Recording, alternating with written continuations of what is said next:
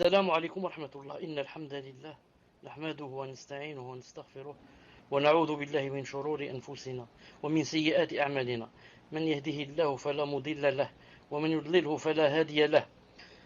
وأشهد أن لا إله إلا الله وحده لا شريك له وأشهد أن محمدا صلى الله عليه وسلم عبده ورسوله. يا أيها الذين آمنوا اتقوا الله حق تقاته ولا تموتن إلا وأنتم مسلمون. يا أيها الناس اتقوا ربكم الذي خلقكم من نفس واحدة وخلق منها زوجها وبث منهما رجالا كثيرا ونساء واتقوا الله الذي تساءلون به والأرحام إن الله كان عليكم رقيبا. يا أيها الذين آمنوا اتقوا الله وقولوا قولا سديدا يصلح لكم أعمالكم ويغفر لكم ومن يطع الله ورسوله فقد فاز فوزا عظيما. ألا إن أصدق الكلام كلام الله وخير الهدي هدي محمد عليه الصلاة والسلام وشر الأمور محدثاتها وكل محدثة بدعة وكل بدعة ضلالة وكل ضلالة في النار. حياكم الله جميعا. En cette soirée, une seconde.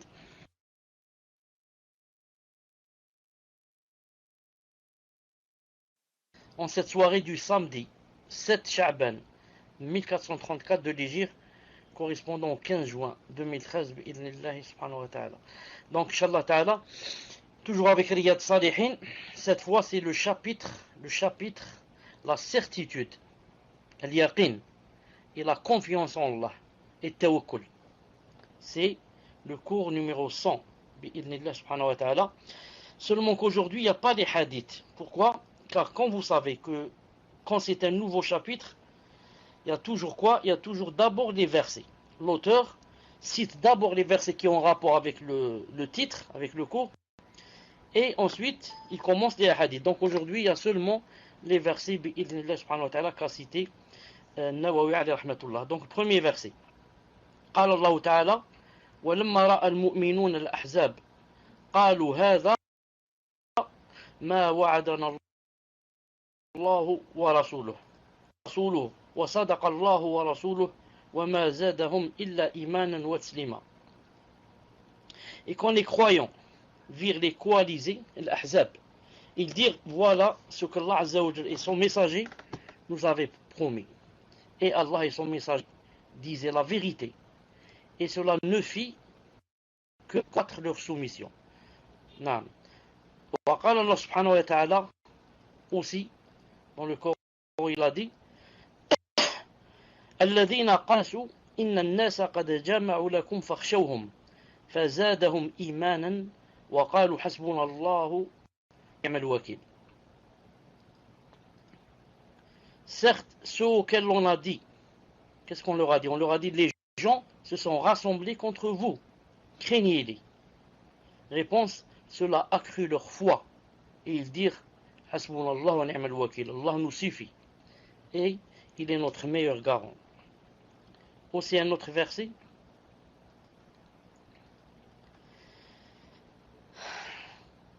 Lorsqu'ils dirent ça, Allah nous suffit, il est notre meilleur garant, c'est la suite. فانقلبوا بنعمة من الله وفضل لم يمسسهم سوء واتبعوا رضوان الله والله ذو فضل عظيم. Alors, ils revinrent donc avec un bienfait de la part d'Allah Azza wa Jalla, une grâce, et nul mal ne les toucha. Et ils suivirent ce qui satisfait Allah subhanahu wa ta'ala. Et Allah est détenteur d'une grâce immense, Ensuite, un autre verset.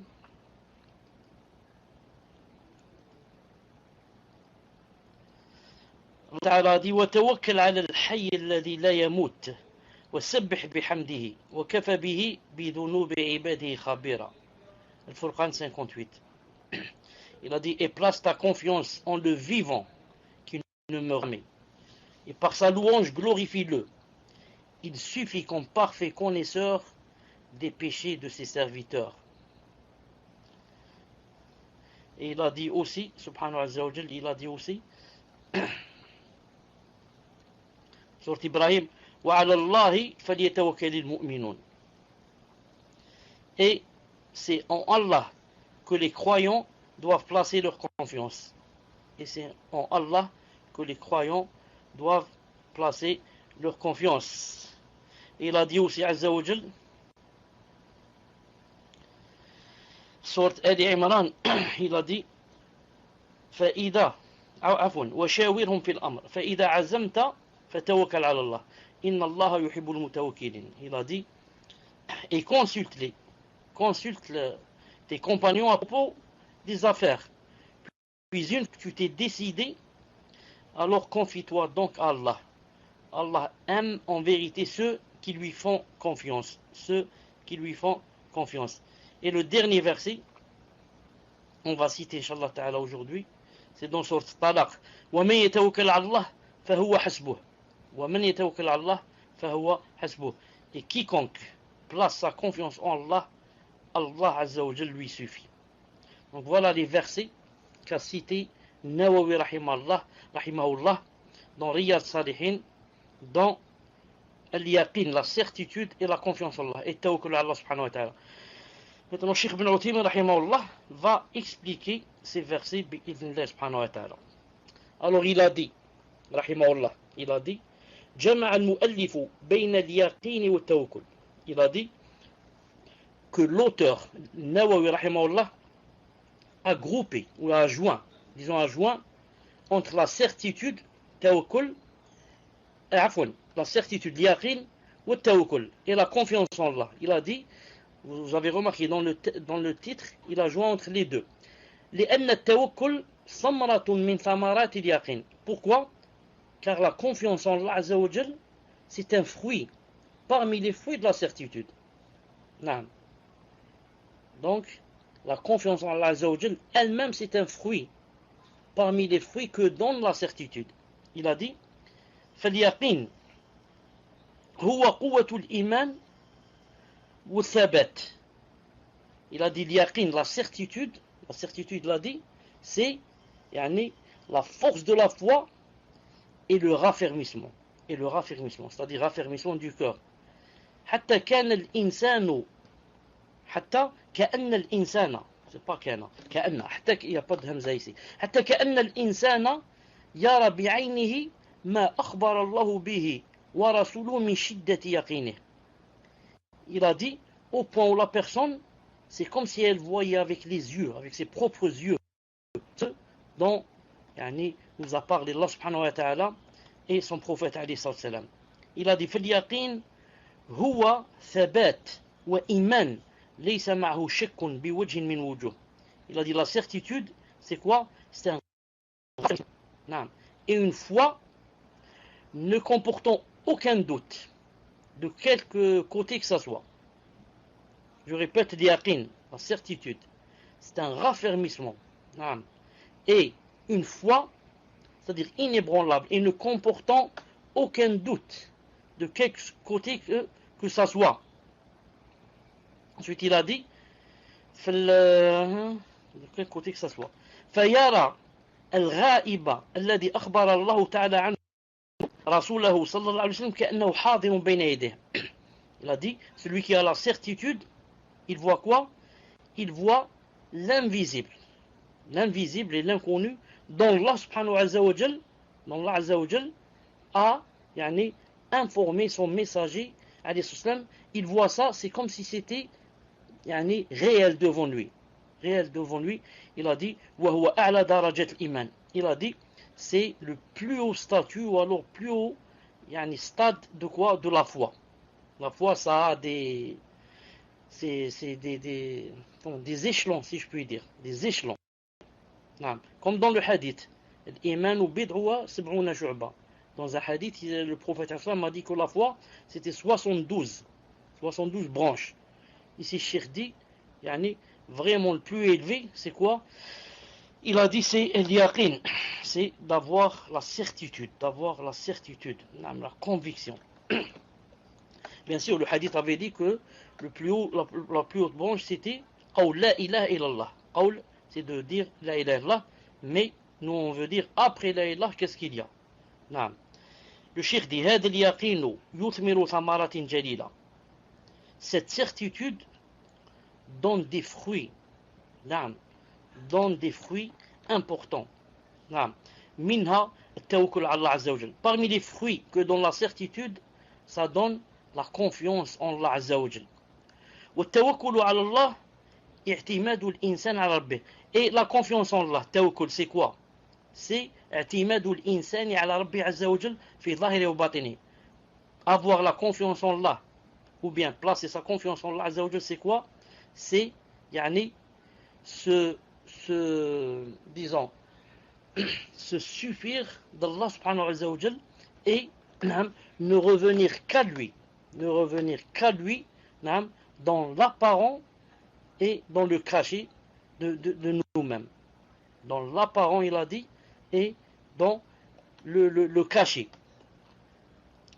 Bon, donc on ne revient qu'à Allah subhanahu wa ta'ala dans ce qui est apparent, ce qui est caché, mais en quoi? Dans le fait d'attirer les bienfaits, dans le fait d'attirer les bienfaits et de repousser les nuisances.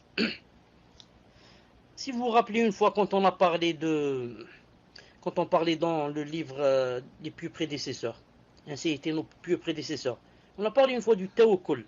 Et si vous vous rappelez, quelqu'un a dit des salafs, je ne me rappelle plus son nom, il a dit, le tawakkul, c'est qu'il n'y ait pas dans ton cœur une personne entre Allah. Quand on a le tawakkul sur Allah subhanahu wa ta'ala, on n'a aucune personne qui est dans notre cœur, sur laquelle on se dit, c'est elle par exemple qui va nous aider ou faire ceci ou faire cela. Il a dit donc, on doit revenir à Allah subhanahu wa ta'ala, dans l'apparent et dans le caché, dans tout ce qui attire les bienfaits et repousse les nuisances.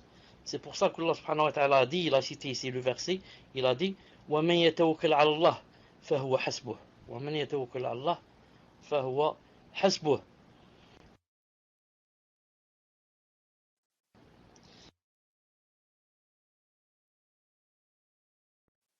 Et quiconque place sa confiance en Allah Azza wa Jal, il lui suffit. C'est-à-dire Allah subhanahu wa ta'ala lui suffit. Naam. طيب. Le cheikh dit ففي هاتين المرتبتين, donc dans ces deux statuts qui sont l'yaqin, la certitude ou tawakkul, et la confiance en Allah Azza wa Jal, يحصل للإنسان مقصده في الدنيا والآخرة. Si la personne a vraiment la certitude et a vraiment placé sa confiance en Allah Azza wa Jal, alors elle atteint toutes ses aspirations, les choses en lesquelles elle aspirait, il voulait arriver, que ce soit dans la dunya ou bien que ce soit dans l'au-delà. Et ensuite il a dit wa yastarih, et comme ça la personne va se reposer dans le sens de avoir un cœur apaisé. Wa ya'ish mutma'innan sa'idan, et la personne va vivre apaisée et heureuse. Pourquoi? لأنه موقن بكل ما أخبر الله به ورسوله ومتوكل على الله عز وجل. Parce qu'il a la conviction maintenant, il a la certitude, tout ce que dit Allah subhanahu wa ta'ala est vrai et va arriver, et qu'il est vraiment conforme à la réalité et qu'il concorde avec la réalité. ثم ذكر المؤلف آيات في الباب. Cheikh Ibn Uthaymin rahimahullah a dit ensuite, Nawawi rahimahullah a cité des versets en ce sens, et il a cité le verset وَلَمَّا رَأَى الْمُؤْمِنُونَ الْأَحْزَابَ, c'est ce verset, وَلَمَّا رَأَى الْمُؤْمِنُونَ الْأَحْزَابَ قالوا هذا ما وعدنا الله ورسوله وصدق الله ورسوله وما زادهم إلا إيمانا وما. Et quand les croyants virent les coalisés, ils dirent, voilà, ce messager nous avait promis. Et Allah et son messager disent la vérité, et cela ne fit que croître leur foi et leur soumission.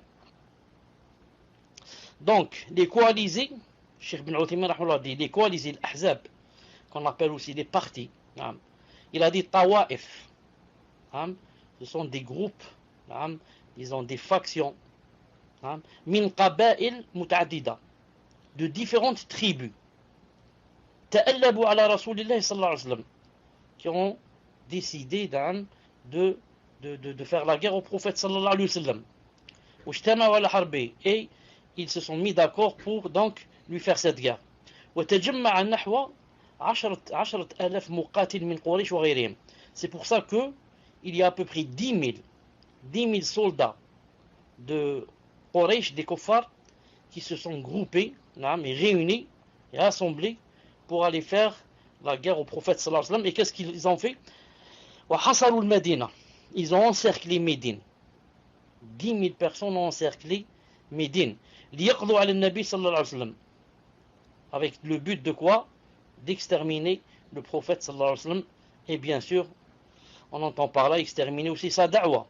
Car lui, alayhi salam, il n'est pas intéressant pour les kuffars s'il ne portait pas le message. Il n'avait pas le message. Une personne simple comme toutes les autres. Mais ici, derrière le prophète sallallahu alayhi wa sallam, il y a le message de l'islam. Donc, lui faire la guerre, c'est faire la guerre à l'islam. وحصل في هذه الغزوة أزمة عظيمة على أصحاب الرسول صلى الله عليه وسلم. Et dans cette bataille-là, les Sahaba, ça leur est arrivé une grande crise. Cette crise, Allah subhanahu wa ta'ala l'a cité dans le Coran. Ce qui leur est arrivé quand ils ont vu les 10 000 et qu'ils n'étaient pas nombreux. Il a cité Allah subhanahu wa ta'ala ça dans le verset où Allah subhanahu wa ta'ala a dit إذ جاءوكم من فوقكم ومن أسفل منكم وإذ زاغت الأبصار وبلغت القلوب الحناجر وتظنون بالله الظنون. Quand ils vous vinrent, c'est-à-dire les 10 000, d'en haut et d'en bas, de toutes parts, et que vos regards étaient troublés, et les cœurs, c'est-à-dire vos cœurs remontaient aux gorges, et faisiez sur Allah toutes sortes de suppositions. Allah subhanahu wa ta'ala, dans ce verset, a montré que les Sahaba, subhanallah al-azim, vraiment, c'est une crise qui leur est arrivée. Et il les a décrits avec des choses vraiment de faiblesse. Entre autres, que les regards étaient troublés et que les cœurs remontaient aux gorges. Je ne sais pas si vous avez vécu des situations vraiment difficiles. Dans des situations vraiment, tu sens que ton cœur est monté au gosier. Tu sens qu'il est monté, il est arrivé au gosier et que même il veut t'étrangler, c'est-à-dire tu vas t'évanouir. Et en plus de ça, il a dit, et vous faisiez sur Allah toutes sortes de suppositions. Vous parliez comme ça de choses. On va voir ce que c'est ça un peu plus loin. Donc tout ça c'est, Cheikh Ibn Uthaymin dit, rahimahullah, min shiddatil khawf, à cause de la grande peur. Il a dit, هنالك ابتلي المؤمنون وزلزلوا زلزالا شديدا. هنالك ابتلي المؤمنون وزلزلوا زلزالا شديدا. Les croyants furent alors éprouvés et secoués d'une dure secousse. Les croyants éprouvés et secoués d'une dure secousse. Quand vous êtes seulement quelques centaines, ensuite il y a 10 000 qui t'encerclent. Et dans le cœur, la rage de te combattre. Et tu sens que tu es faible, etc. Donc, c'est vraiment une épreuve, vraiment une grande épreuve. طيب. فانقسم الناس في هذه الأزمة العصيبة العظيمة إلى قسمين. Alors dans cette crise-là, quand les kuffars les ont encerclés, qu'ils étaient très, très nombreux, les sahaba, ou plutôt ceux qui étaient avec le prophète alayhi salam, se sont quoi? Se sont divisés en deux groupes distincts. Deux groupes distincts, très clairs. Le premier groupe, c'est qui? Les hypocrites, le munafiqoun. Car les hypocrites, comme vous savez, étaient avec le prophète sallallahu alayhi wa sallam. Ils allaient avec lui à la mosquée, ils assistaient aux prières. Ils allaient aussi avec lui au djihad. Naam. Car maintenant, si tu ne vas pas à la mosquée et tu ne vas pas au djihad, qu'est-ce que ça veut dire? Ça veut dire donc que tu es découvrir ton affaire. Donc tu es obligé de quoi? D'aller à la mosquée, d'aller au djihad, comme ça pour que tu restes vivant. Car si on savait que tu étais un hypocrite, c'est grave pour toi. Donc comme ça tu restes vivant, tu côtoies les sahaba, tu te maries de leur sœur ou de leur fille ou de leur femme et tu vis avec eux. Malgré que Allah subhanahu wa ta'ala a cité dans le Coran que même le prophète que les hypocrites avaient des signes très clairs que lorsqu'ils vont prier, ils ont de la paresse et qu'ils n'assistent pas beaucoup à la salat subh et l'isha et. Donc, ceux qui étaient avec le prophète ce jour-là, il y avait deux groupes de gens. Premièrement, les hypocrites. Allah subhanahu wa ta'ala a dit d'eux. Ce jour-là, qu'est-ce qu'ils ont dit, qu'est-ce qu'ils ont fait? Il a dit وَإِذْ يَقُولُ الْمُنَافِقُونَ وَالَّذِينَ فِي قُلُوبِهِم مَّرَضٌ مَا وَعَدَنَا اللَّهُ وَرَسُولُهُ إِلَّا غُرُورًا. Il a dit, et ceux qui ont la maladie, c'est-à-dire le doute au cœur, disaient, ils ont dit quoi? Allah et son messager ne nous ont promis que tromperie.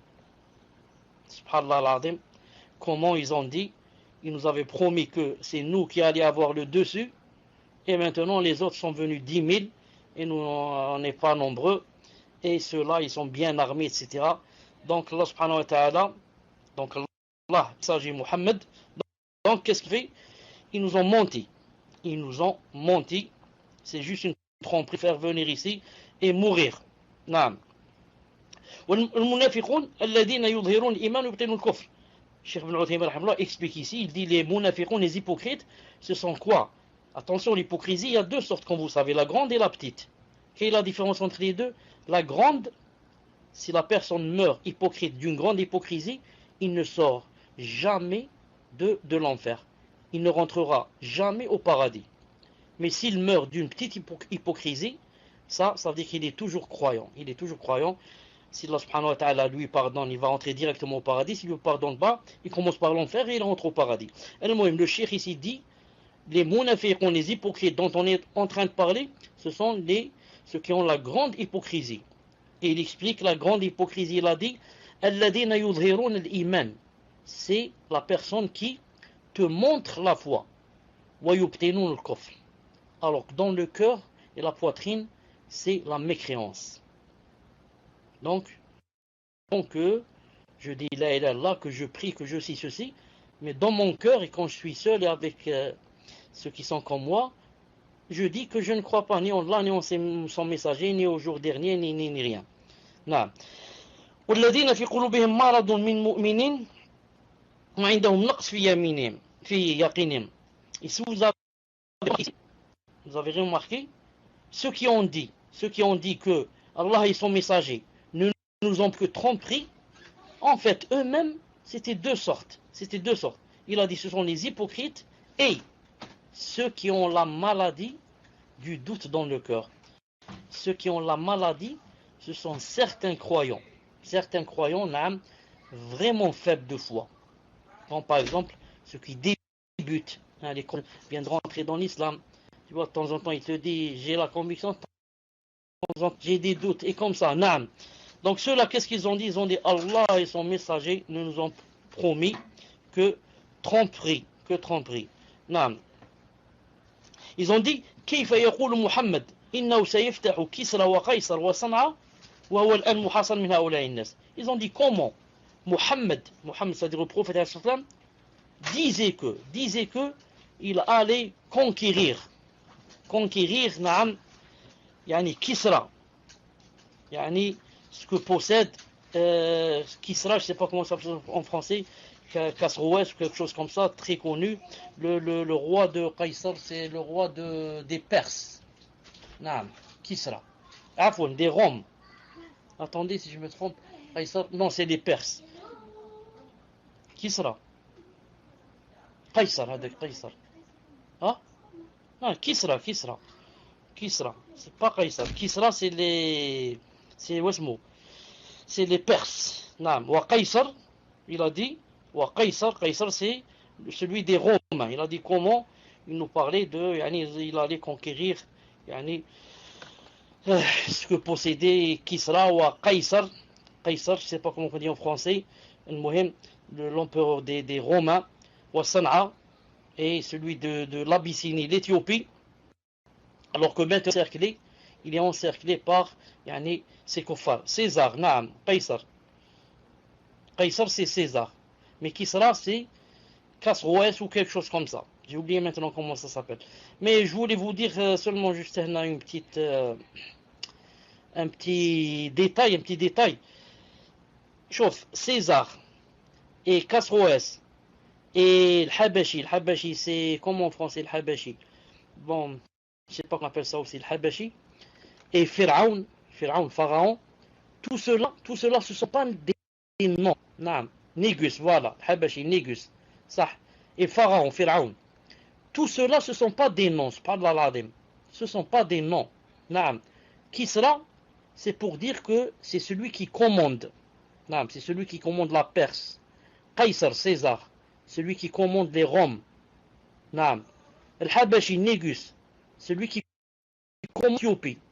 Voilà. Khosroès. Alhamdoulilah. Négus, c'est celui qui commande qui? Commande l'Abyssinie, l'Éthiopie. C'est pas son nom. Et Pharaon, c'est pas un nom aussi. Pharaon, c'est celui qui commande l'Égypte. Tout roi d'Égypte s'appelle Pharaon. Tout roi d'Éthiopie s'appelle Négus. Tout roi de la Perse s'appelle Khosroès. Et tout roi de Rome s'appelle Qaysar. S'appelle Qaysar. Qaysar, non, Qaysar, c'est, on avait dit c'est. Et là, ils ont dit, donc, comment, on n'a pas compris comment il nous a promis tous ces pays-là et tous ces royaumes et royautés. Et maintenant, on est encerclé par 10 000 et on va être exterminés. C'est pour ça qu'ils ont dit quoi? Ils ont dit, Ma wa'adana Allah wa rasuluhu illa ghurura. Ma wa'adana Allah wa rasuluhu illa ghurura. C'est-à-dire que Allah subhanahu wa ta'ala et son messager ne nous ont promis que tromperie. Que tromperie. Taïb. Donc ça c'est le premier groupe. Le premier groupe qui Allah et son messager ne nous ont promis que tromperie, c'était le groupe des mourites avec quelques musulmans avec eux. Vraiment, vraiment faibles de foi. Vraiment faibles de foi. Quant au deuxième groupe, le deuxième groupe c'est qui? C'est le mu'minoun. Naam. C'est les croyants. Naam. C'est les croyants. Naam. Les vrais croyants, Inch'Allah Ta'ala. On me dit ici, est-ce que Habashi et Najashi c'est pareil? Habashi, on dit d'elle, c'est un Habashi. Non. Et Najashi c'est le Négus, c'est le roi, celui qui commande. Donc il y a une différence entre Habashi et Najashi. C'est pour ça qu'on dit maintenant de la secte, pour sur le paltok, etc., qui renie les attributs d'Allah. Habash, Habashi. Pluriel, Ahbash. Non, tu dis je suis un, et nous sommes des Ahbash. Ahbash, ça veut dire que, pourquoi ils appellent des Ahbash? Car leur chef, Abdullah al-Habashi, leur chef est venu d'où? Est venu d'Éthiopie. Les Ahbash, ils suivent quelqu'un qui est venu d'Éthiopie. Et en Éthiopie, elle-même, quand il était là-bas, on l'a expulsé. Il a fait tellement de fitna qu'on l'a expulsé. Il est allé ensuite vivre en Arabie Saoudite quelque temps en se cachant. Ensuite, on l'a découvert expulsé de l'Arabie Saoudite. Ensuite, il est allé en Syrie. Il a vécu là-bas quelque temps. Il a commencé à faire la da'wah. Ensuite, on l'a expulsé. On a su qui il était, on l'a expulsé. Ensuite, il est au Liban. Et au Liban, comme vous savez, quand tu es au Liban, c'est comme si tu étais en Angleterre. Tout est permis. Dis n'importe quoi, c'est permis. Il a trouvé que là-bas, sa da'wah marchait, masha'Allah. C'était fructueux. Là, il y avait beaucoup de gens qui l'entendaient. Le Liban, c'est plein de chrétiens, etc. C'était facile sa da'wah. Et là-bas, sa da'wah marchait. Et il a fait le centre donc de sa da'wah, de la da'wah des Ahbash, du Liban. Là-bas, ça s'est propagé à billah dans tout le monde. Partout dans le monde, il y a des centres de Ahbash pour égarer les musulmans à billah. Donc, le deuxième groupe, c'est qui? Ce sont les vrais croyants. Qu'est-ce qu'ils ont dit, les vrais croyants? Ils ont dit ce que Allah subhanahu wa ta'ala a cité. Ils ont dit وَلُؤْمِنُ الْأَحْزَابِ قَالُوا هَذَا مَا وَعَدَنَا اللَّهُ وَرَسُولُهُ وَصَدَقَ اللَّهُ وَرَسُولُهُ مَا زَادَهُمْ إِلَّا إِيمَانًا وَتَسْلِيمًا. Subhanallah al-Azim. Et quand les croyants virent les partis, qu'est-ce qu'ils dirent? Ils dirent que Allah Azza wa Jalla et son messager nous avaient promis. Et Allah et son messager disent la vérité. Et cela ne fit que accroître et agrandir leur foi et leur soumission. Allahu Akbar. Les croyants, quand ils virent les coalisés qui sont venus 10 000, qu'est-ce qu'ils ont dit? Ils ont dit, voilà ce qu'Allah Azza wa Jal et son messager nous avait promis. Voilà les kuffars qui sont venus donc pour nous faire la guerre Et donc voilà le jour que Allah Ta'ala nous a promis son messager qu'on va les exterminer, donner une leçon. Ils sont 10 000 ou 20 000, peu importe. Allah Ta'ala et son messager nous avaient dit, on dit la vérité, qu'ils vont venir nous combattre, on va, Inch'Allah Ta'ala, avoir le dessus. Subhanallah. Et le fait qu'ils soient nombreux, cela ne fait que accroître leur foi. Et Subhanallah al-Azim. C'est comme si, Subhanallah al-Azim, Allah subhanahu wa ta'ala te dit que dans telle bataille, par exemple la prochaine, vous les musulmans, vous allez avoir le dessus. Et quand vous allez arriver à la bataille, vous allez trouver que vous êtes par exemple 100. Et eux par exemple, qu'est-ce que tu vas dire? Ou bien, tu vas faire partie du premier groupe faible, et dire, peut-être que Allah subhanahu wa ta'ala m'a menti, et que le messager m'a trompé. Tu vas dire, Khlas, moi je m'en fous, je ne cherche pas à comprendre. Allah Ta'ala m'a dit que vous allez avoir le dessus, qu'ils soient 1000 ou 10 000, on va les vaincre. Et alors ça va accroître ta foi. Ça va vraiment la faire, car tu es sûr que le résultat sera de ton côté. Donc tu es curieux de savoir comment sera de quelle façon sera la fin. La fin tu la connais, tu vas avoir le dessus sur eux.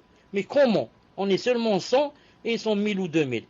Justement, ça fortifie ta foi pour voir comment ça va se passer des choses. Naam, que Allah Ta'ala va faire descendre des anges ou. C'est lui qui sait, nous on ne sait pas. Naam. Les croyants, qu'est-ce qu'ils disent? Ils disent, voilà ce que Allah Subhanahu wa Ta'ala et son messager nous avait promis. Et Allah Subhanahu wa Ta'ala, son messager, disait la vérité. Et cela ne fait que croître leur mission. Taïeb. Il a dit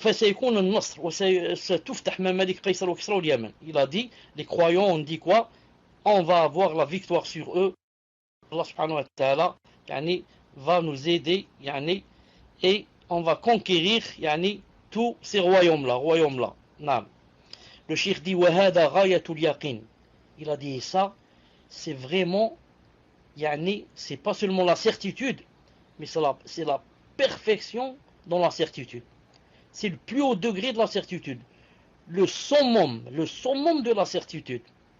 Comment? 10 000 t'ont encerclé et vous êtes seulement une centaine et tu penses comme ça? Vraiment, il faut avoir vraiment la certitude, la parfaite certitude. La preuve, il a dit le cheikh, هذا غاية اليقين, il a dit c'est la parfaite certitude, أن يكون الإنسان عند الشدائد, que tu sois vraiment dans de grandes difficultés, وعند الكرب, et dans un grand chagrin comme celui-là, ثابتا, que tu sois inébranlable, avec un cœur raffermé, mu'minan, croyant, muqinan, convaincu, tu es convaincu. عكس من كان توكله ويقينه ضعيفا, contrairement à ceux qui, quoi? Ceux qui, leur certitude est faible, et ceux qui ont un tawakkul, une confiance en Allah Azza wa Jal vraiment faible. S'il est faible, qu'est-ce qui va lui arriver? فإنه عند المصائب والكرب, alors s'il est faible dans la certitude et dans la confiance en Allah Azza wa Jal, alors qu'est-ce qui va arriver?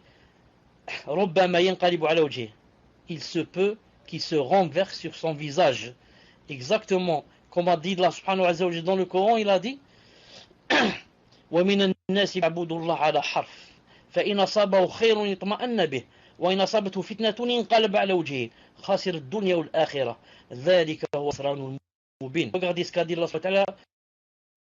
Il a dit, il en est parmi les gens qui adorent Allah marginalement. S'il leur arrive un bien, ils sont tranquillisés.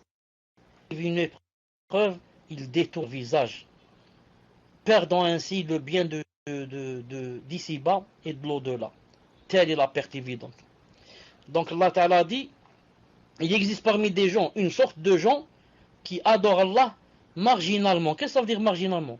Sur la marge. Hein? Quand on marche par exemple sur la route, ou là sur un pont, je ne sais pas quoi, on marche vraiment sur les bords, sur la marge. On risque de tomber. On n'est pas au milieu du pont. on est sur les bords, on risque de tomber. Naam. Donc, il y en a qui adorent Allah subhanahu wa ta'ala sur la marge, c'est-à-dire qu'il ne peut qu'une petite chose et elle le fasse tomber. Comment qu'il tombe? Il tombe. Ustazi a'udhu billah. Et Allah Ta'ala a expliqué que ça veut dire adorer Allah sur la marge. Il a dit, s'il leur arrive un bien, ils sont tranquillisés. S'ils ont par exemple un garçon, ils sont rentrés en islam, maintenant ils ont un garçon, sa femme est enceinte, elle donne un garçon. Il dit, Masha'Allah, Allah Ta'ala il ne nous veut que du bien. Allah Ta'ala est généreux. Il donne des garçons, Masha'Allah. S'il leur arrive une épreuve, comme ils ont une fille par exemple, ou alors le djihad, ou alors, qu'est-ce qu'il fait? Il détourne le visage. Non, je suis rentré en islam seulement pour avoir des joies et des bienfaits. Maintenant, s'il y a des malheurs, s'il y a des problèmes, donc moi, il détourne le visage, a'udhu billah, et Allah Ta'ala a dit, c'est la perte dans les deux mondes. Donc je voulais dire, Allah Ta'ala a dit que il en est parmi les gens qui adorent Allah marginalement. Ensuite, il a expliqué que ça veut dire marginalement. S'il leur arrive un bien, quand par exemple Allah subhanahu wa ta'ala donne à quelqu'un un garçon, ils sont tranquillisés. Il dit Allah Ta'ala est généreux. Allah Ta'ala a de la sagesse. Allah ceci, Allah cela, c'est bien l'islam. Mais s'il lui donne une fille, ou alors il y a le commandement de l'obligation du djihad, ou alors qu'est-ce qu'il fait? Alors il se détourne. Il dit, moi, naam, l'islam, c'est, quand je suis rentré en islam, c'est pour les bienfaits, et c'est pour les joies, et c'est pour ceci. Donc maintenant qu'il y a des malheurs, il y a des épreuves, il y a ceci, il y a cela, il a apostasie, billah. C'est pour ça que le cheikh, rahimahullah, il a dit, il a dit, beaucoup de gens, madama ala afiya fahuwa mutma'in. Tant que, il y a des bienfaits, et il y a des joies, il y a des choses qui lui font plaisir, il est apaisé. ولكن إذا ابتلي والعياذ بالله. Mais le cheikh dit, mais si jamais أعوذ بالله, que Allah subhanahu wa ta'ala lui donne une épreuve, il a dit انقلب على وجهه, il détourne le visage, فربما يصل إلى حد الردة والكفر, au point ça peut arriver à l'apostasie et la mécréance, au point où ça peut arriver à l'apostasie et la mécréance. ويعترض على الله بالقضاء والقدر, et il commence donc à critiquer Allah subhanahu wa ta'ala dans son décrire que pourquoi ceci, cela, pourquoi ça n'arrive qu'à moi, pourquoi c'est pas X qui a eu le malheur, pourquoi c'est moi, pourtant moi je suis rentré en islam, pourtant moi je prie, pourtant ceci, l'autre il prie pas, il n'a pas de malheur. Il commence à quoi? À vouloir critiquer al-qada ou al-qadr. Il a dit wa yakrahu taqdirullah, et au point où il commence à détester ce que Allah subhanahu wa ta'ala a décrété. ولكنه وبالتالي il a dit au point où à la fin il détestera même Allah subhanahu wa ta'ala, parce que c'est Allah ta'ala qui décrète ces choses. Donc même Allah subhanahu wa ta'ala, il va terminer par le détester. Il va dire Allah subhanahu wa ta'ala n'est pas équitable, ou bien Allah subhanahu wa ta'ala donne à certains, ne donne pas à d'autres, et comme ça. نعم. لأنه كان في الأول لم يصبه أذى ولا فتنة, parce que dans les premiers temps aucune épreuve ne lui est arrivée ni un mal. C'est pour cela qu'il était tranquillisé, apaisé. ولكنه في الثاني, mais maintenant, dans la deuxième phase, أصابته الفتنة, il a été éprouvé. Donc il s'est vite détourné, والعياذ بالله. C'est pour cela que aucune personne de nous ne peut prétendre qu'elle a vraiment la foi et la certitude, la perfection de la foi et la certitude, jusqu'à quoi? Jusqu'à ce qu'elle soit éprouvée et qu'elle reste inébranlable.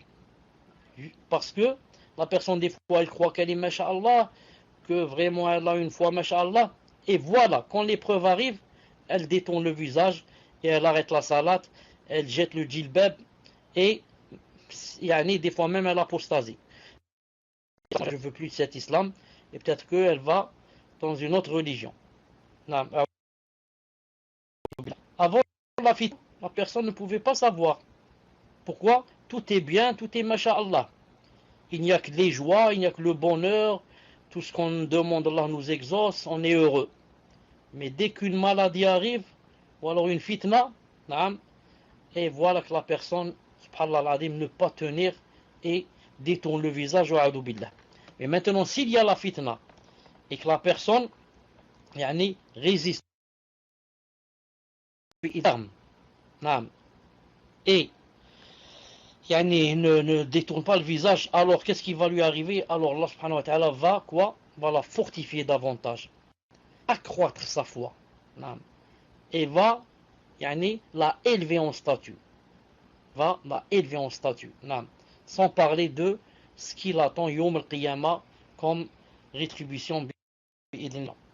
Le cheikh dit وفي هذه الآيات, et dans les versets qu'on a cités وأشباهها, et ce qui rassemble à ces versets, دليل, il y a une preuve على أنه ينبغي للإنسان أن يخاف, دليل que c'est une preuve que la personne doit avoir peur, ويوجل, doit vraiment avoir peur, ويخشى من زيغ القلب, que son cœur ne dévie, que son cœur ne dévie.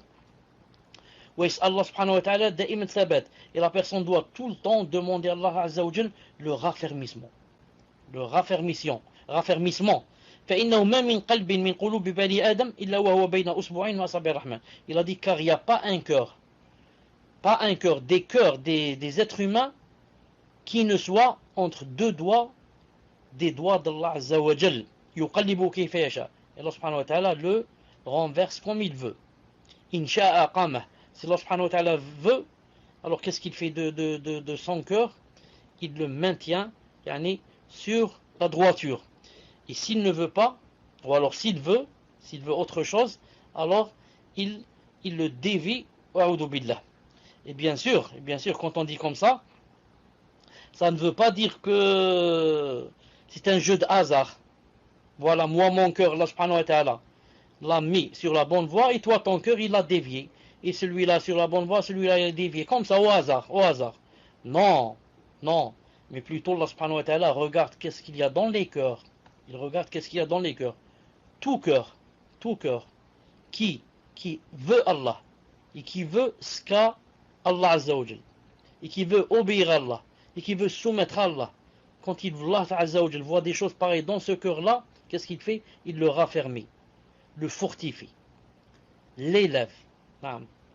Et quand il voit un autre cœur où c'est pas sérieux comme on dit, et que c'est une personne qui joue, c'est une personne qui passe le temps, c'est une personne qui critique l'islam, qui ceci, qui cela, alors il le dévie, billah. Il le dévie. Pourquoi? Parce qu'il n'est pas sincère, il ne cherche pas la vérité. Le deuxième verset où Allah subhanahu wa ta'ala a dit الذين قال لهم الناس إن الناس قد جمعوا لكم فاخشوهم فزادهم إيمانا وقالوا حسبنا الله ونعم الوكيل. Certes, ceux auxquels on leur a dit quoi? Attention, les gens se sont rassemblés contre vous, c'est-à-dire pour vous tuer, pour faire la guerre, alors craignez-les.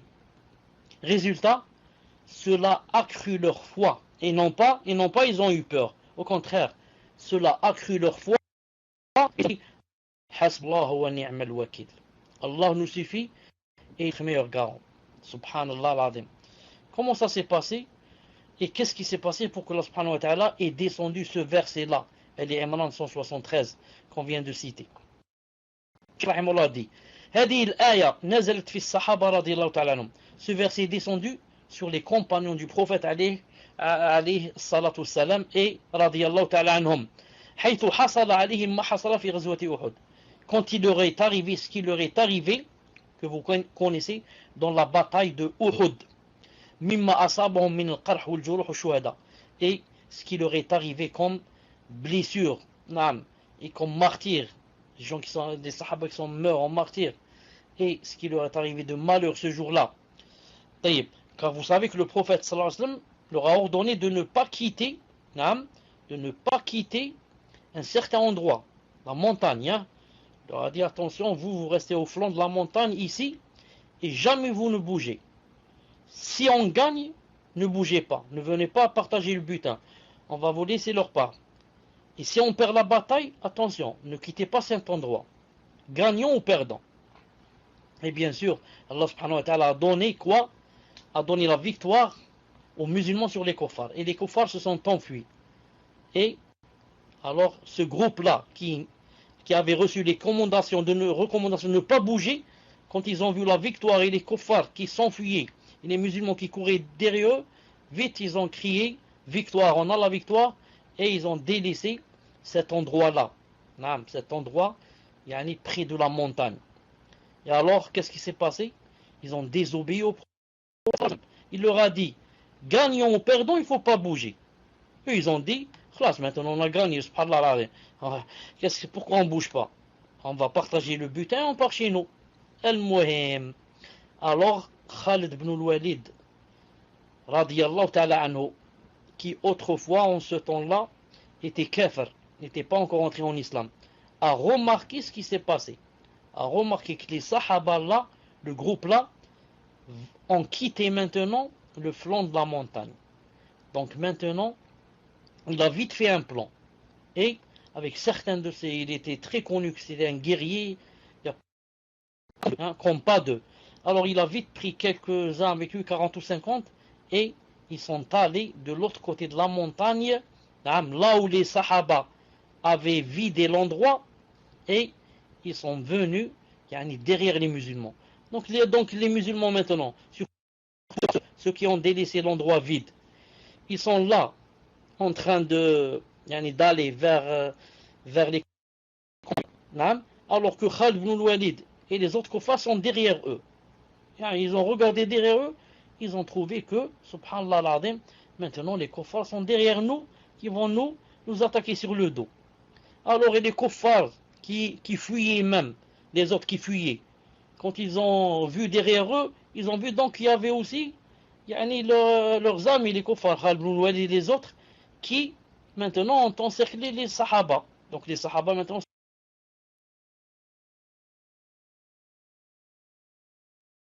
au milieu.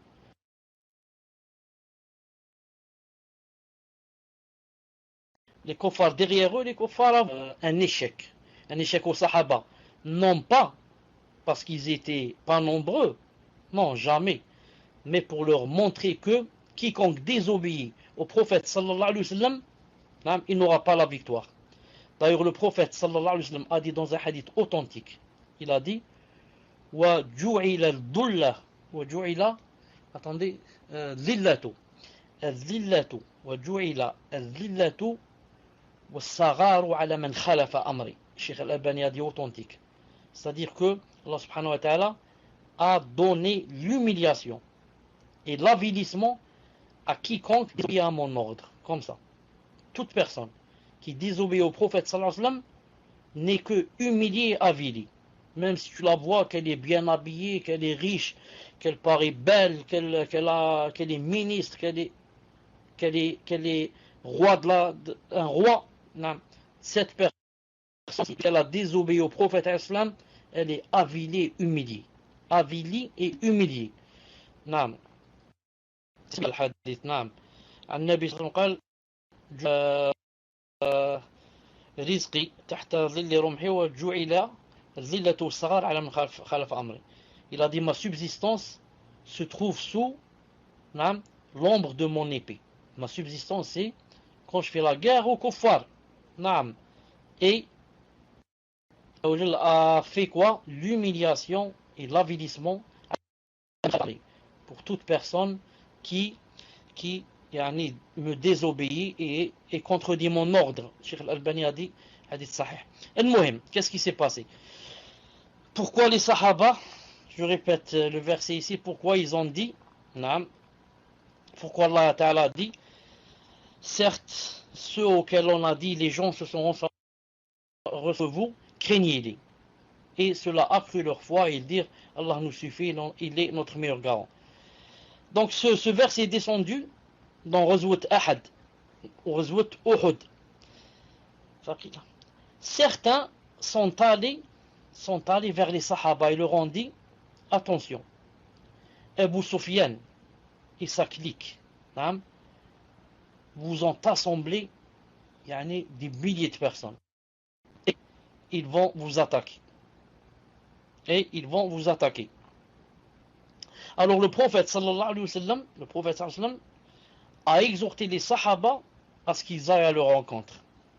Et il leur a dit, on va à leur rencontre et Allah subhanahu wa ta'ala va nous donner le dessus. Alors les Sahaba ont répondu à l'appel du prophète sallallahu alayhi wa sallam. Et et quand ils ont désobéi, comme je vous ai dit tout à l'heure, il leur est arrivé ce qui leur est arrivé. Et il y a à peu près 70 personnes, des Sahaba qui sont morts radiyallahu ta'ala anhum. Mais malgré cela, ils ont répondu à l'appel du prophète sallallahu alayhi wa sallam. Lorsqu'Allah subhanahu wa ta'ala a dit, il a dit الذين استجابوا لله والرسول من بعد ما أصابهم القرح للذين اتقوا أجر عظيم. Il a dit, ceux qui quoi atteints de blessures, ils répondirent à Allah Azza wa Jal et aux messagers. Cela auront récompense pour ceux d'entre eux qui ont agi en bien et en piété. Donc, ceux à qui on a dit attention, Abu Sufyan et sa clique, vous ont rassemblé des gens. Et vous ont rassemblé beaucoup de gens. Donc, car vous n'êtes pas nombreux. Mais subhanallah al-azim, les Sahaba, qu'est-ce qu'ils ont dit? Allah Ta'ala, qu'est-ce qu'il a dit d'eux? Il a dit, au contraire, ça a fortifié leur foi. Et ils ont dit, Hasbunallah wa ni'mal wakil. Allah Ta'ala nous suffit et il est le meilleur des garants. Le cheikh dit, pourquoi ils ont dit cela? Il a dit, car le mu'min, il sait que lorsque Allah Azza wa Jal promet la victoire, qu'il y aura la victoire. Et que malgré s'il y a des blessures, s'il y a des morts, s'il y a des martyrs, malgré cela, ça n'empêche pas qu'il y a la victoire, bi'idillah subhanahu wa jal. C'est pour ça qu'il dit quoi? Il dit Hasbunallah wa ni'mal wakil. Il est notre meilleur garant. Hasbunallah wa ni'mal wakil. Ça nous suffit, Allah Ta'ala nous suffit, et il est notre meilleur garant. Naam. Attention, Allah Ta'ala donne la victoire pour les personnes qui lui demandent la victoire et font le tawakkul sur lui. Naam. Il a dit, si la personne se dirige vers Allah subhanahu wa jal avec sincérité de tout son cœur et son corps et demande à Allah subhanahu wa ta'ala de l'aide, il a dit a'ana, ou alors Allah Ta'ala l'aide. Wa sa'adahu wa tawallah. Allah subhanahu wa ta'ala aide cette personne, la fortifie, lui donne la victoire. Walakin al-bala min bani Adam. Mais la faute vient de qui? Vient de la personne. حيث يكون الإعراض كثيرا في الإنسان. Car beaucoup de personnes se détournent d'Allah subhanahu wa ta'ala. Ne placent pas leur confiance en lui. Ne lui demandent pas de l'aide.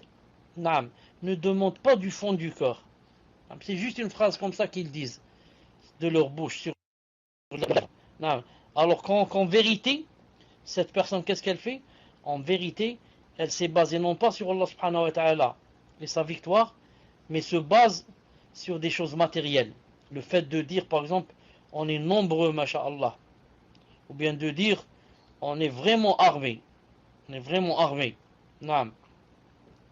Alors ces gens-là, quand ils disent, quand on leur a dit, attention, ils sont des milliers à venir vous combattre, ils ont dit, Hasbunallah wa ni'mal wakil. Allah nous suffit, il est notre meilleur garant. Alors qu'est-ce qui s'est passé? Alors il s'est passé ce qu'a dit Allah subhanahu wa ta'ala, il a dit, فانقلبوا بنعمة من الله وفضل لم يمسسهم سوء واتبعوا رضوان الله والله ذو فضل عظيم. Alors résultat, puisqu'ils dirent Hasbunallah wa ni'mal wakil, résultat, ils revinrent dans de la part d'Allah, ne les toucha. Et ils suivirent ce qui satisfait Allah, et Allah est détenteur d'une grâce immense. Car lorsqu'il s'est passé ce qui s'est passé, et que les Sahaba ont désobéi au prophète sallallahu alayhi wa sallam, et que Khalid ibn al-Walid et sa clique sont venus par derrière, ensuite Allah, le prophète sallam, fait quoi? A pris 2 de sa famille, naam, je pense l'Abbas et le Hamza, et Hamza si j'ai une bonne mémoire, naam, et il est allé courir derrière qui? Derrière les kuffars, en disant Ana Abdul Ana Nabi wa la Kadib. Je suis le serviteur de le monde, c'est moi, un Nabi, le prophète, et je ne mens pas. Et il est allé, c'est 3 seulement, le prophète et 2 de sa famille, et en train de courir derrière qui? Et quand les kuffars ont vu le prophète courir derrière eux avec 2 sahaba, ils se sont dit sûrement donc que ils sont pas. Ça, on voit seulement donc les premiers qui arrivent, mais ils sont des centaines donc derrière nous, donc on les a pas battus, donc ils sont toujours là, yani, à vouloir nous faire la guerre. Et alors les kuffars se sont enfuis. Les kuffars se sont enfuis. Et là, parlons des compagnons vers donc un bienfait de Allah, une grâce. Nul mal ne les toucha. Car en fait, ceux qui sont morts sont martyrs. Donc, Allah t'a voulu un bien. T'as voulu un bien. S'il t'a donné le martyr, le statut de martyr, c'est pas n'importe qui peut avoir le statut de martyr. Quant à celui qui est blessé, sa plaie afwan, guérira bi'idhnillah. Ensuite, il a été blessé. C'est aussi des récompenses. Ensuite, quand il a été blessé ensuite, il y a autre chose. C'est quoi autre chose? Autre chose, c'est un verset que je vous cherche. Une seconde. Une seconde. Ta'lamun. Regardez ce qu'a dit Allah subhanahu wa ta'ala dans ce verset. Regardez ce qu'il a dit. Regardez ce verset. Il a dit ولا تهينوا في ابتغاء القوم إن تكونوا تعلمون فإنهم يعلمون كما تعلمون وترجون من الله ما لا يرجون وكان الله عليما حكيما. C'est-à-dire, si vous êtes mort en martyr, khlas, alhamdoulilah, mort en martyr, donc martyr, c'est pas dans les... tu es vivant et tu es blessé. Si tu es blessé, alors sache que, voilà, je traduis en français, sache que il ne faut pas faiblir dans la poursuite du peuple. Si vous souffrez, lui aussi souffre quand vous souffrez. Lui, c'est qui? L'ennemi. Tu crois que les ennemis ne sont pas blessés? C'est toi le seul qui est blessé? C'est toi qui as le sang qui coule et les autres, ils n'ont pas les kuffars. Vous les avez pas frappés avec vos épées sur le visage, sur la nuque, sur la poitrine. Ils ne sont pas en train de faire sortir, verser leur sang. Si. Et ensuite, donc les deux, vous souffrez. Si vous souffrez, les kuffars aussi souffrent. Mais vous espérez d'Allah ce qu'il n'espère pas. Voilà la différence entre vous et les kuffars. Le kuffar maintenant est en train de perdre. Et si jamais il meurt, il y a Jahannam qui l'attend et le feu. Et toi, alhamdoulilah, tu es en train de ton sang, mais chaque goutte, c'est des récompenses qui t'attendent Yawm al-Qiyamah. Et si jamais tu meurs, tu ne subviens pas, tu résistes pas à ce qui t'est arrivé, à tes plaies, à tes blessures, et tu vas mourir, c'est le grand paradis qui t'attend. Donc toi, tu espères beaucoup de choses, et de meilleures choses. Tu n'espères rien. Il est en train de pleurer, de crier, et personne ne va lui porter secours. Ni dans cette vie, ni non. Ensuite, Allah subhanahu wa ta'ala il a dit, dans un autre verset, il a dit, une seconde, إنما ذلكم الشيطان يخولي تخافوهم وخافوني إن كنتم مؤمنين. Il a dit, c'est le diable qui vous fait peur de ses adhérents. N'ayez donc pas peur de moi si vous êtes croyants. Il faut dire que Abu Sufyan vous attend avec 10 000 pour vous faire la guerre. En fait, c'est le diable qui veut maintenant vous faire peur des kuffars, ses alliés, ses adhérents. Donc, il ne faut pas avoir peur d'eux, mais ayez peur de moi, si vous êtes vraiment des croyants. Les croyants, c'est pas de ces adhérents que tu vas avoir peur. Mais il faut avoir peur d'Allah subhanahu wa ta'ala. Si je lui désobéis, qu'est-ce qui... Non, si je vais lui désobéir, qu'est-ce qui m'attend?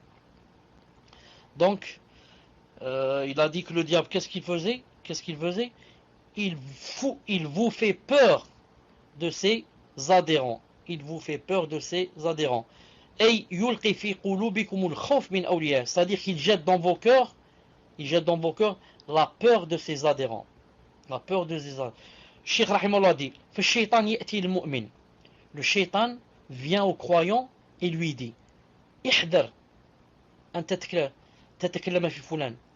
Prends garde de X et de Y. Naam, ne pars pas sur lui.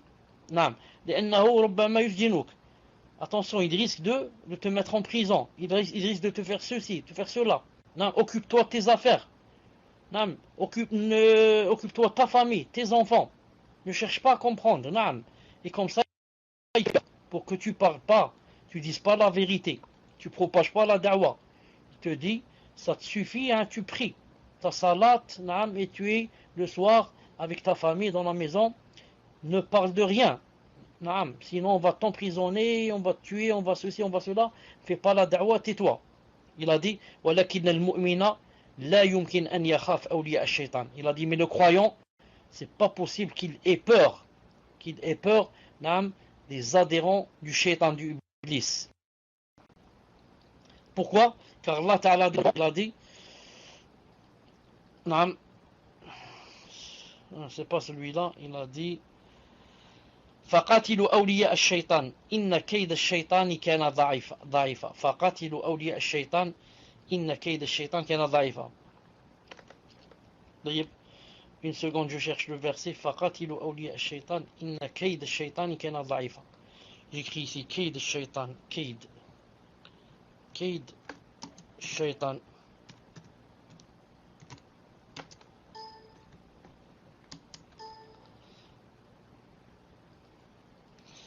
Il a dit, les croyants combattent dans le sentier d'Allah.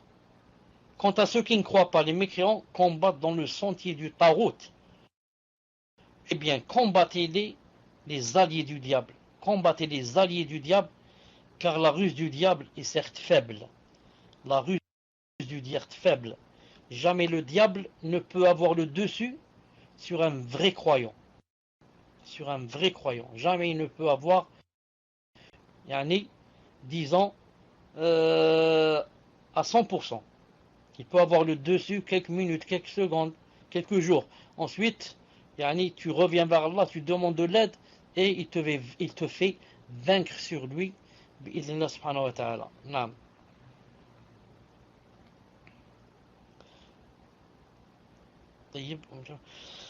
On va arrêter ici, Inch'Allah ta'ala. Il reste un cours, Inch'Allah ta'ala. C'est bientôt Salat al-Isha, bi'idhnillah ta'ala. Dites-moi combien qu'il reste pour Salat al-Isha. Combien qu'il reste pour Salat al-Isha. Fawzi, est-ce que tu es là? Fawzi.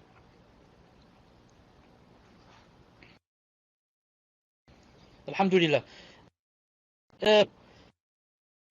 La date en français et en arabe. Inch'Allah ta'ala, essaye de la mettre hier. Comme ça, je la trouve. Car quand tu me la laisses en PV, le PV se ferme et ensuite je ne trouve pas la date.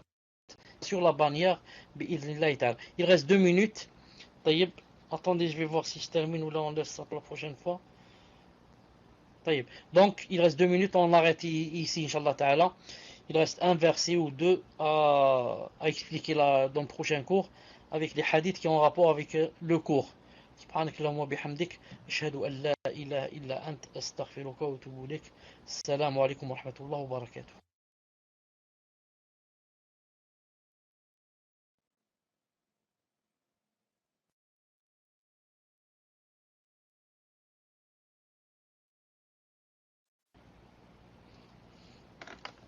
السلام عليكم ورحمة الله وبركاته. Est-ce que vous m'entendez?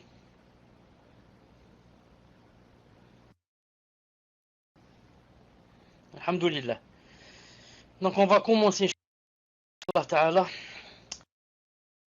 Avant cela, je fais juste une petite remarque.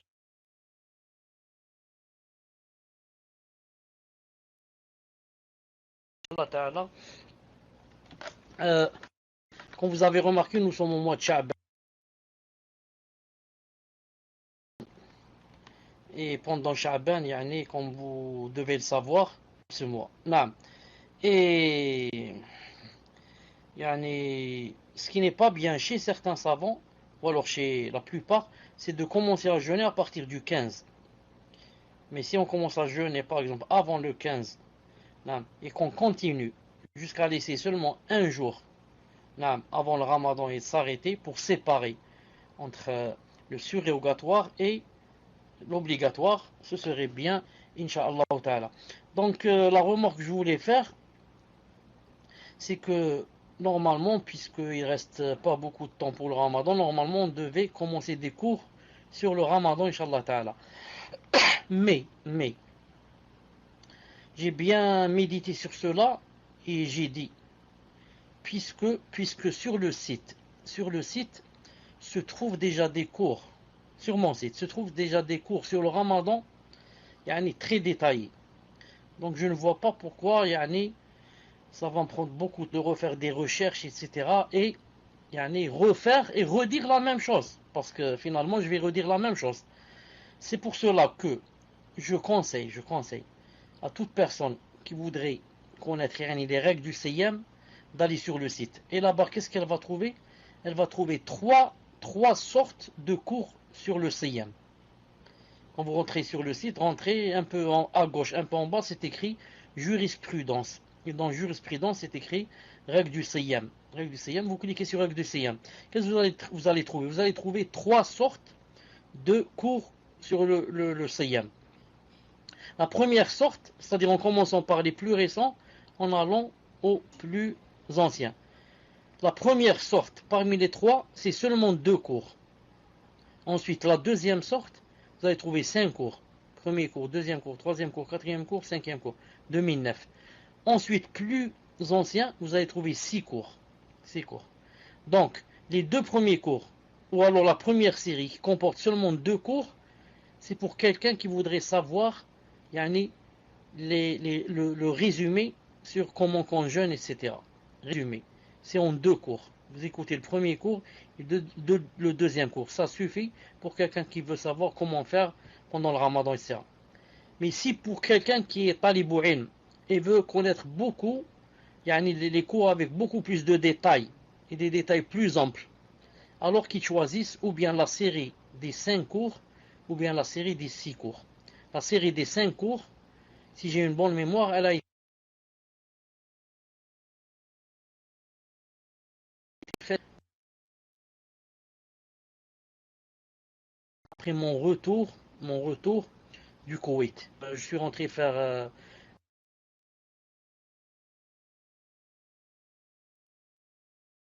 un tour là-bas dans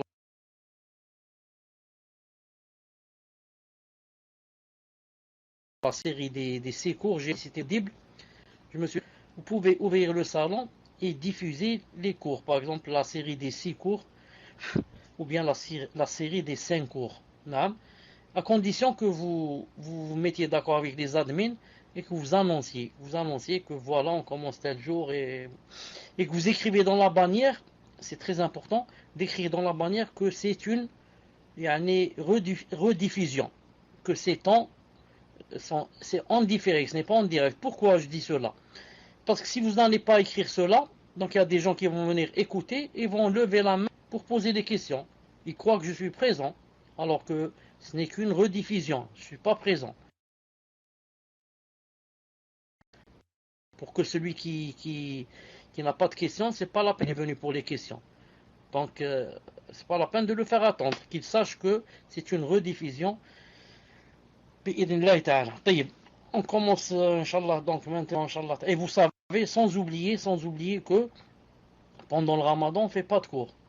Ceux qui sont anciens avec moi, ils savent que pendant le ramadan, on ne fait pas de cours, mais que, comme chaque ramadan, Inch'Allah Ta'ala, la deuxième semaine, pas la première, la deuxième, on se rencontre pendant les veillées, après le tarawih, c'est juste pour répondre à vos questions, bi'idhnillahi subhanahu wa ta'ala.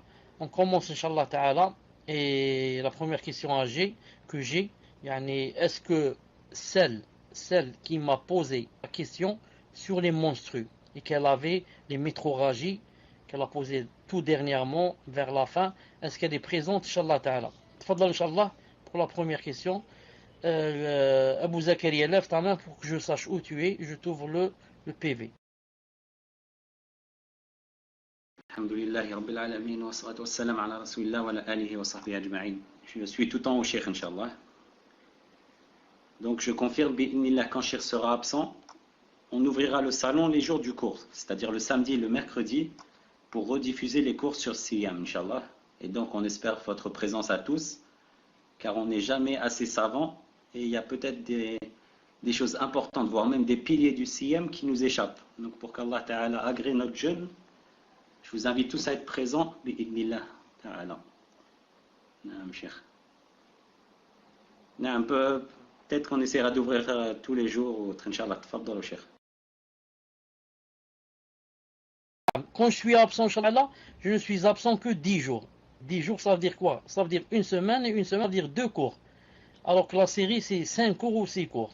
Il faut voir comment rediffuser pendant tous les soirs où je suis absent, ou bien de voir comment faire. Sinon, 2 cours, ça suffit pas. 2 séances, ça suffit pas. Tfadla. Inch'Allah, Cheikh, bi'idnillah, peut-être qu'on ouvrira tous les jours. Inch'Allah, comme ça nous permettra de passer notre temps dans l'ilm et non de le passer dans des choses futiles, Inch'Allah. En attendant, Cheikh, je vous envoie la première question.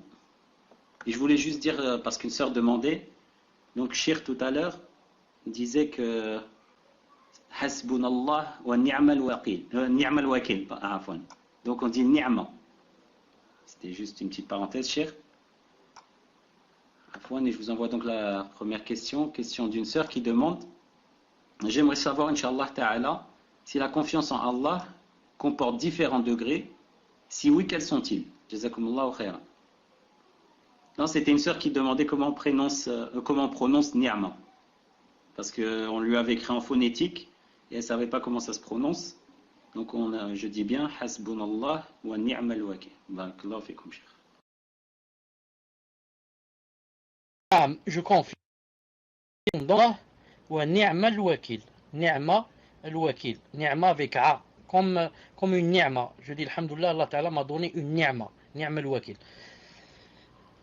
Assalamu alaikum wa rahmatullah, alaikum salam wa barakatuh. J'aimerais savoir, Inch'Allah Ta'ala, si la confiance en Allah comporte différents degrés. Si oui, quels sont-ils? Jazakumullahu khayran. La confiance en Allah subhanahu wa ta'ala, c'est, comme elle dit ici, c'est des degrés, mais ce ne sont pas des degrés qu'on peut, c'est-à-dire, disons, compter ou bien mesurer ou bien. C'est quelque chose qui se trouve dans le cœur.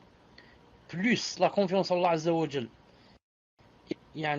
ou disons, plus la certitude en Allah Azza wa Jal et la conviction est forte, plus tawakkul et la confiance en Allah Azza wa Jal est forte.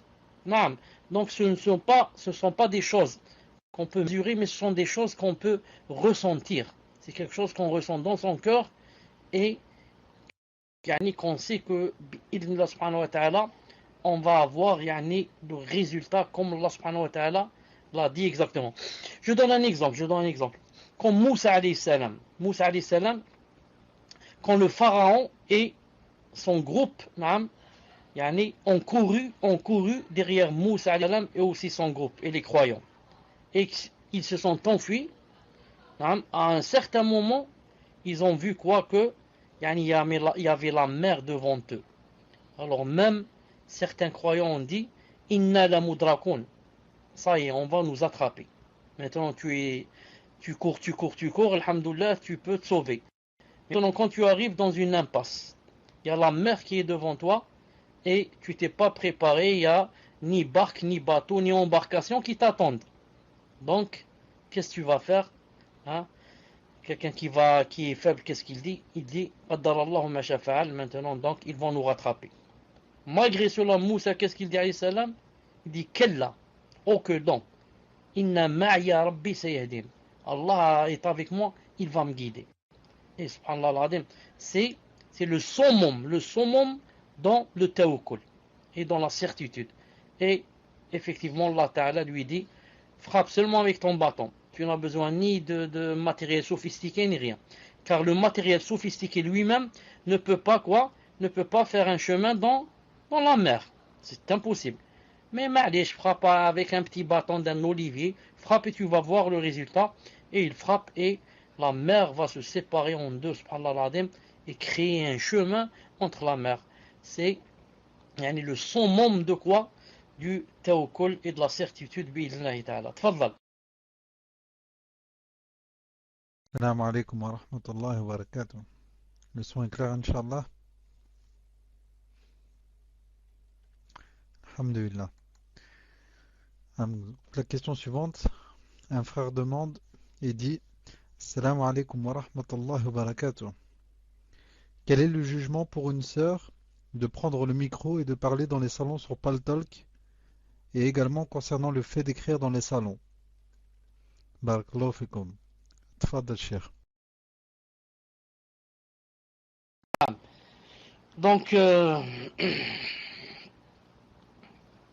si j'ai bien entendu, parce que je n'ai pas ouvert le PV pour lire la question, donc reprends-moi si je me trompe. Tu as dit quel est le statut d'une sœur qui prend le micro dans le salon et qui parle. Est-ce que tu as dit comme ça? Quel est le jugement pour une sœur de prendre le micro et de parler dans les salons sur Paltalk, également concernant le fait d'écrire dans les salons? Non. Je dis, si le salon est spécialement pour sœurs et qu'il contient une clé, un code, qui nous permet de ne pas accéder si on ne connaît pas le code, et qu'elle prend le micro entre sœurs, il n'y a aucun problème, bi'idhnillah subhanahu wa ta'ala.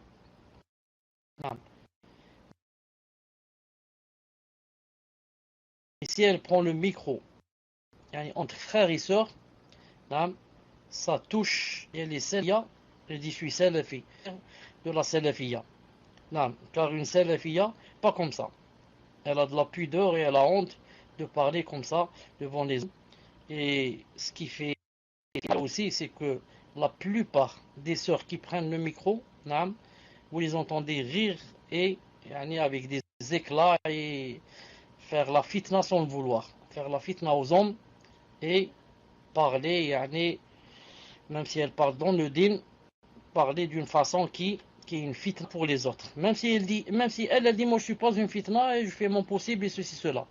Je lui dis, même si toi tu dis, tu n'es pas une fitna, c'est pas toi qui commande.